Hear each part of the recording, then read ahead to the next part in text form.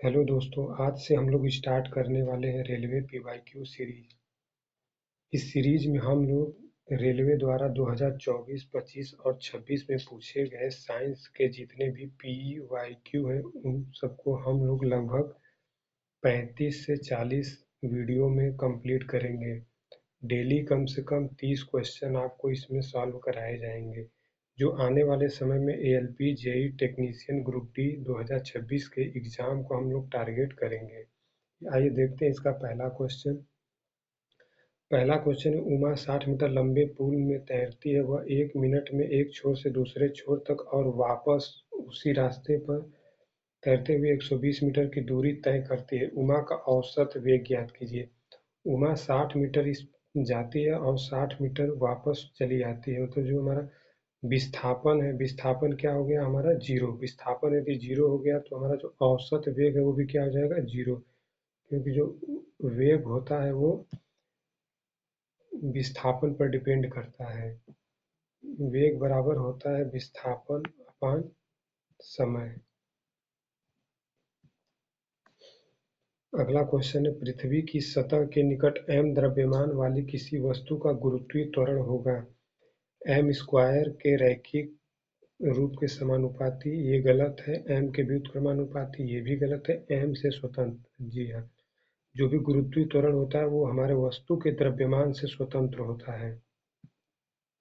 अगला क्वेश्चन है, यदि किसी चालक के अनुप्रस्थ काट का क्षेत्रफल दोगुना कर दिया जाए तथा अन्य कारकों में परिवर्तन न किया जाए तो चालक की प्रतिरोधकता क्या होगी? देखिए, जो R बराबर होता है रो L बाई ए।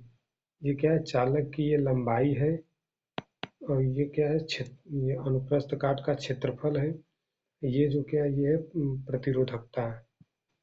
प्रतिरोधकता, जो प्रतिरोधकता है वो न ही लंबाई पे डिपेंड करती है और न ही क्षेत्रफल पर डिपेंड करती है।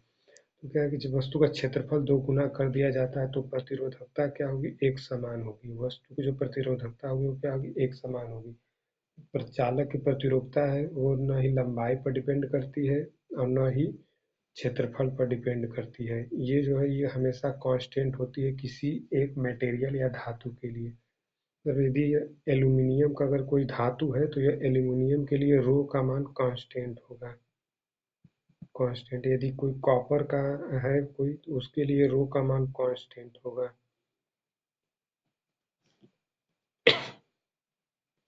अगला है, कितने इलेक्ट्रॉन पर एक कूलाम वैद्युत आवेश के बराबर होता है? देखिए, हम जानते हैं कि Q बराबर क्या होता है? Ne। Q बराबर क्या होता है? Ne। Q का मान क्या है? एक कूलाम। Q का मान क्या है? एक कूलाम। Q का मान 1। N का मान हमें ज्ञात करना है 1। E का मान क्या होता है? 1.6 इंटू 10⁻⁻19। जब हम यहाँ से n का मान निकालेंगे तो ये हो जाएगा 1 के बट्टे 1.6 इंटू 10⁻⁻19। जब इसको हम लगभग सॉल्व करेंगे तो ये हमारा आएगा 6.10 इंटू 18। इतना इलेक्ट्रॉन हमारे होंगे। ये कि आपका आंसर नंबर क्या हो जाएगा? बी। दिया है, किसी वस्तु को एक क्षैतिज मेज पर गतिशील करने के लिए उस पर किस प्रकार का बल लगाना चाहिए? देखिए, किसी वस्तु को हमें गतिशील अवस्था में रखना है तो उस पर हमें क्या करना चाहिए? उस पर असंतुलित बल हमें लगाना चाहिए। एनसीईआरटी में साफ शब्दों में लिखा है, किसी वस्तु को त्वरित करने के लिए हमें उस पर असंतुलित बल लगाना चाहिए। अगला क्वेश्चन है, यदि 100 सेमी स्क्वायर क्षेत्रफल वाले किसी वस्तु द्वारा अनुभव किया गया प्रणोद 500 न्यूटन है तो वस्तु पर डाला गया दाब ज्ञात कीजिए। जो हमारा ये दाब होता है, दाब बराबर होता है प्रणोद के अपान क्षेत्रफल। दाब बराबर क्या? प्रणोद के अपान प्रणोद कितना है? 500 न्यूटन। तो हमारा क्या है? ये हमारा हो गया 1000। इसको हम क्या करेंगे? मीटर में कन्वर्ट करेंगे। ये हमारा न्यूटन है, इसको जब हम मीटर में कन्वर्ट करेंगे तो इसमें एक सेकेंड, जब इसको मीटर में कन्वर्ट करेंगे तो ये क्षेत्रफल है, तो इसमें फिर क्या करेंगे, गुणे 100 गुणे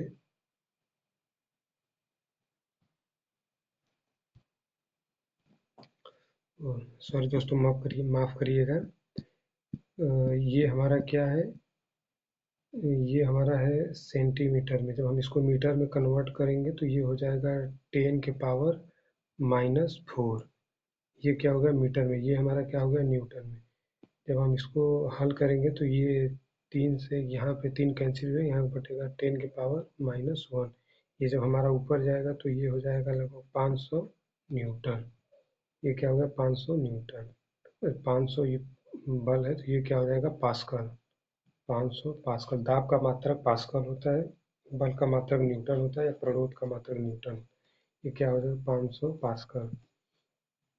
अगला क्वेश्चन है, कांच के एक त्रिभुज में होता है एक त्रिभुजाकार आधार और 3 आयताकार पार्श्व। ये गलत है। 2 त्रिभुजाकार आधार और 3 आयताकार, ये हमारा सही है। जब हम 3D देखेंगे तो उसमें कुछ इस प्रकार का इमेज बनता है, ये ऐसे जाएगा, ये ऐसे, ये ऐसे प्रिज्म।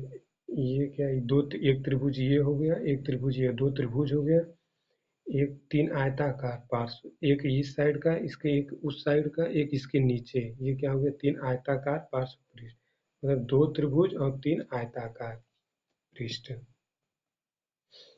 अगला क्वेश्चन है, एक धारावाही परिनालिका द्वारा उत्पन्न चुंबकीय क्षेत्र पर विचार कीजिए, में कौन सा कथन गलत है, हमें गलत बताना है।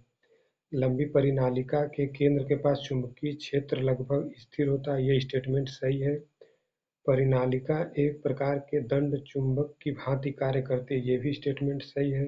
परिनालिका जो होती है वो क्या होती है, दंड चुंबक की तरह कार्य करती है। परिनालिका के बाहर लेकिन परिनालिका के निकट चुंबकीय क्षेत्र का परिमाण बहुत अधिक होता है, ये भी स्टेटमेंट सही है। यदि हम फेरों की संख्या में वृद्धि करते हैं तो चुंबकीय क्षेत्र की प्रबलता में वृद्धि हो जाती है, क्योंकि ये भी स्टेटमेंट सही है, बी भी स्टेटमेंट सही है। हमें बताना क्या कौन सा कथन गलत है, ये जो हमारा कौन सा कथन गलत है। परिनालिका दंड चुंबक की भांति कार्य करती है, बी क्या है, परिनालिका के बाहर लेकिन परिनालिका में चुंबकीय क्षेत्र का परिमाण बहुत अधिक होता है। चुंबकीय क्षेत्र, ये भी स्टेटमेंट सही है, ये भी सही है। हमें जो गलत बताना है इसका गलत आंसर होगा सी।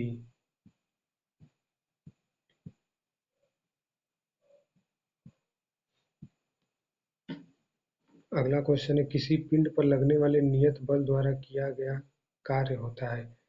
कार्य कार्य एक क्वेश्चन है, या तो धनात्मक या ऋणात्मक। ये या तो कार्य हमें धनात्मक होगा या तो ऋणात्मक होगा, ये हमेशा धनात्मक नहीं, हमेशा ऋणात्मक नहीं, हमेशा शून्य, गलत। अगला क्वेश्चन है, किसी वस्तु द्वारा सतह पर लंबवत लगाए गए बल को क्या कहा जाता है। भार, गलत है। दाब, गलत है। प्रणोद, ये सही है।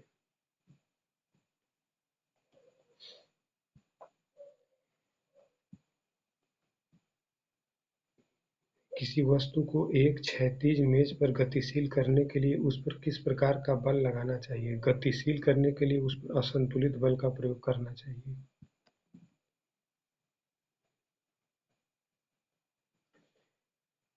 यह गोली दर्पण के मुख्य फोकस के बारे में निम्नलिखित में कौन सा कथन सत्य नहीं है। सत्य नहीं है, कौन सा क्वेश्चन सत्य नहीं है। यह सदैव मुख्य अक्ष पर स्थित होता है। मुख्य फोकस बारे में, मुख्य अक्ष पर स्थित होता है। परावर्तन के बाद फोकस से गुजरने वाली आपतित किरणें मुख्य अक्ष के समांतर हो जाती हैं। तीसरा स्टेटमेंट है, मुख्य फोकस वह बिंदु जहाँ पर दर्पण से परावर्तन व सभी आपतित किरणें मिलती हैं। क्वेश्चन हमारा कौन सा कथन सही नहीं, कौन सा कथन सत्य नहीं है, ये हमारा क्वेश्चन सत्य नहीं, तो इसका केवल थर्ड होगा।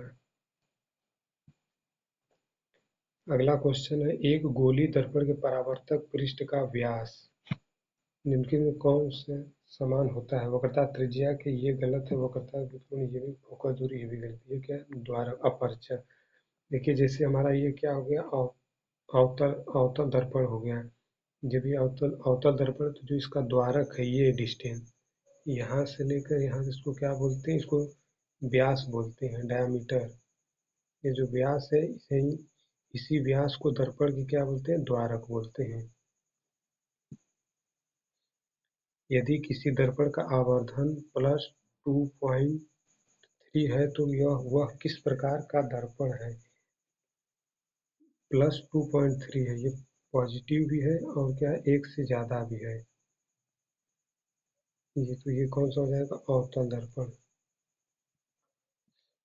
टिंडल प्रभाव में प्रकीर्णित प्रकाश का वर्ण क्या निर्धारित करता है? प्रकाश के स्रोत और प्रकीर्णित कणों के बीच की दूरी, ये गलत है। प्रकीर्णित कणों की साइज, जो टिंडल प्रभाव होता है वो कणों की साइज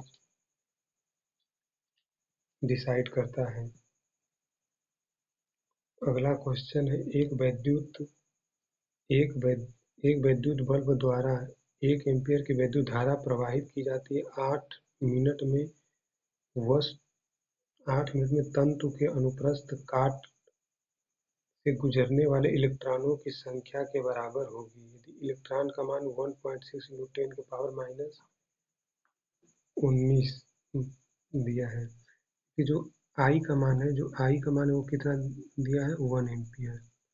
1 एम्पियर का जो T का मान है वो कितना है? 8 मिनट है। इसको जब हम सेकेंड में कन्वर्ट करेंगे तो क्या हो जाएगा? 8 × 60 कितना हो गया? 8 × 6 = 48, 480 सेकेंड हो गया।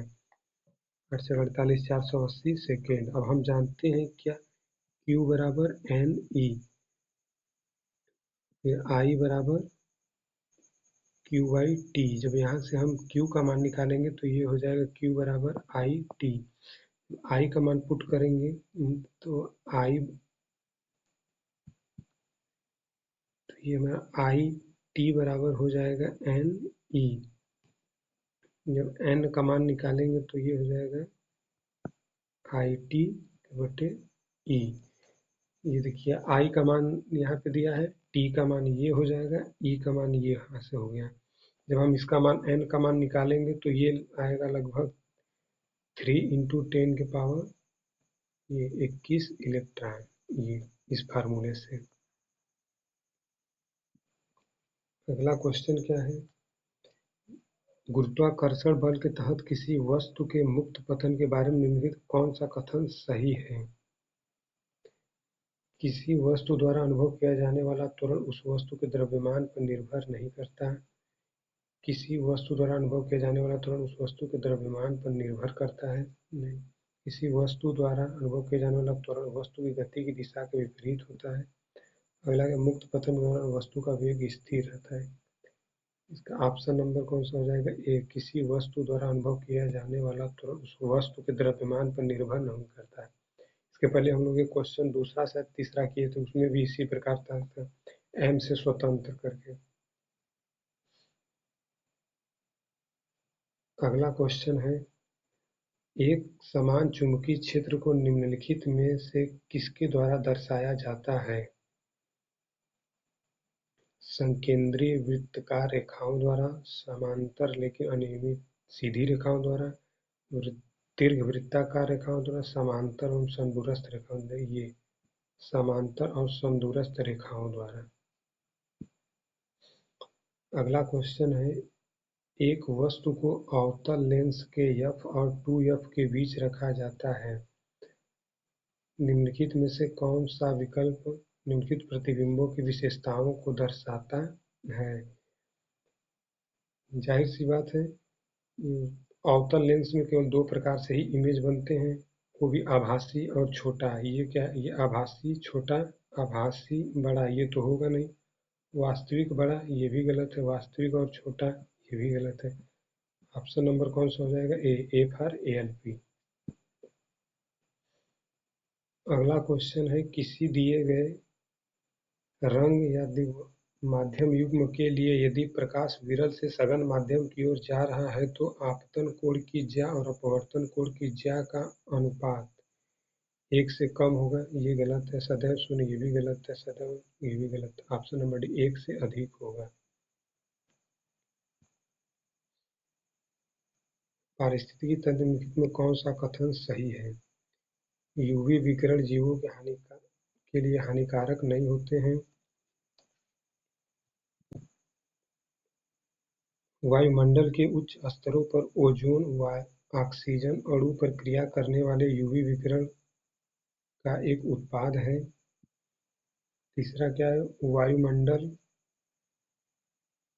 में ओजोन की मात्रा 1980 से तीव्रता से घटने लगी है। तो ये एक क्या हो गया? यूवी किरण जीवों के लिए हानिकारक नहीं है। एक ये वायुमंडल में ओजोन की तीव्रता घटने लगी है। तो ये आपका कौन सा हो जाएगा आंसर नंबर? ए और थर्ड। अगला क्वेश्चन है, किसी अवतल दर्पण के मुख्य फोकस से गुजरने वाली एक किरण परावर्तन के बाद मुख्य अक्ष के समांतर न होने वाली किरण पर विचार करें तो यह होगी। वक्रता केंद्र से गुजरेगी, मुख्य फोकस से गुजरेगी, ये भी गलत है। मुख्य अक्ष के समांतर। जब भी दर्पण से परावर्तन के पश्चात कोई किरण यदि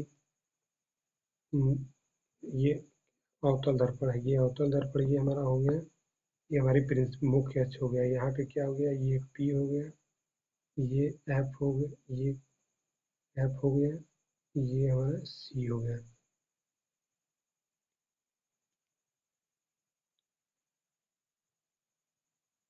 ये हमारा सी।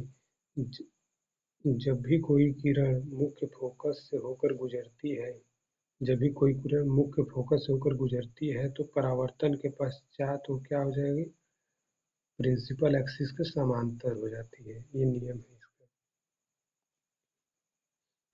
इसका। ऑप्शन नंबर सी सही हो जाएगा। अगला क्वेश्चन देखेंगे, एक प्रतिरोधक की प्रतिरोधकता रो, इस प्रतिरोधक को 3 बराबर भागों में काटा जाता है तो प्रत्येक भाग की प्रतिरोधकता, ये जो रो है प्रतिरोधकता, ये क्या है? किसी भी एक मटेरियल के लिए ये क्या है? कांस्टेंट होती है। कांस्टेंट, जैसे अगर एल्यूमिनियम के लिए है तो इसके सभी पदार्थ के लिए रो का मान क्या होगा? समान समान होगा या फिर कांस्टेंट होगा। अगर ये कॉपर की है तो कॉपर के लिए रो का मान समान होगा,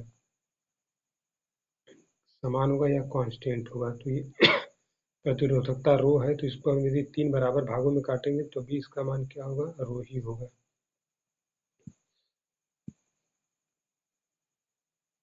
अगला क्वेश्चन है, एक लंबे धारावाही चालक तार पर विचार कीजिए। कौन सा कथन सत्य नहीं है?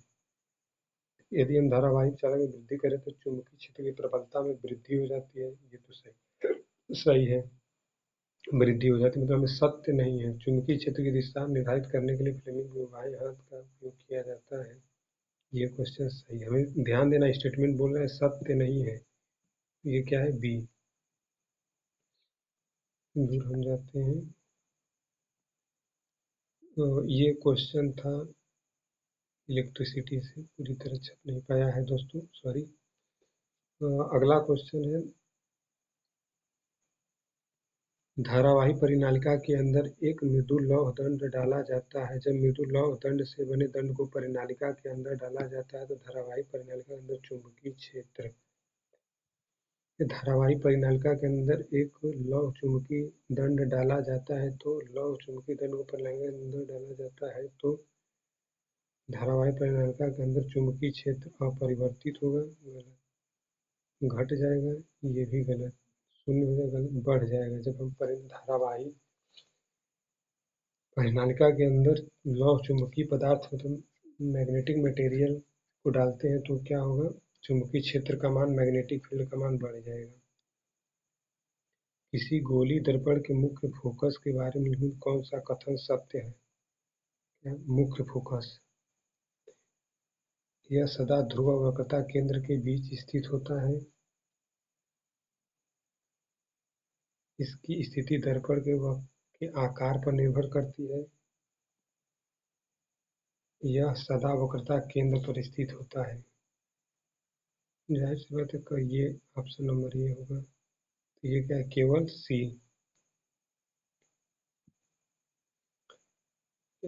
गर्म वायु के विशुद्ध प्रवाह में से दिखाई देने वाली धूल की कणों की आभासी, अनियमित, अस्थिर गति प्रतीत होने का क्या कारण है? गर्म वायु के विशुद्ध प्रवाह में से दिखाई देने वाली धूल के कणों की आभासी, अनियमित, स्थिर गति प्रतीत होने का क्या कारण है? व्यतिकरण है नहीं, अवशोषण है नहीं, प्रकाश का अपवर्तन, तारों का टिमटिमाना, ठीक है, विवर्तन ये तो नहीं। अगला क्वेश्चन है, जब कोई पिंड गुरुत्वाकर्षण के अंतर्गत स्वतंत्र रूप से गिरती है तो निम्नलिखित में कौन सी राशि स्थिर नहीं रहती? देखिए, जब कोई वस्तु ऊपर से नीचे की तरफ आ रही है तो क्या होगी? दूरी उसकी घटेगी, तो ये क्या स्थिर नहीं रहेगी। जी का मान ये कांस्टेंट होता है, द्रव्यमान कांस्टेंट होता है, रहेगा। त्वरण कांस्टेंट रहेगा, ये भी क्या है? कांस्टेंट है। अगला क्वेश्चन है, एम द्रव्यमान के एक निश्चित ग्रह पर सार्वत्रिक गुरुत्वाकर्षण नियतांक का मान जी है। 4m द्रव्यमान वाले दूसरे ग्रह पर सार्वत्रिक गुरुत्वाकर्षण नियतांक जी का मान कहीं भी जो होता है वो क्या होता है? कांस्टेंट। तो जी का मान क्या? तो 4m द्रव्यमान के लिए जी का मान,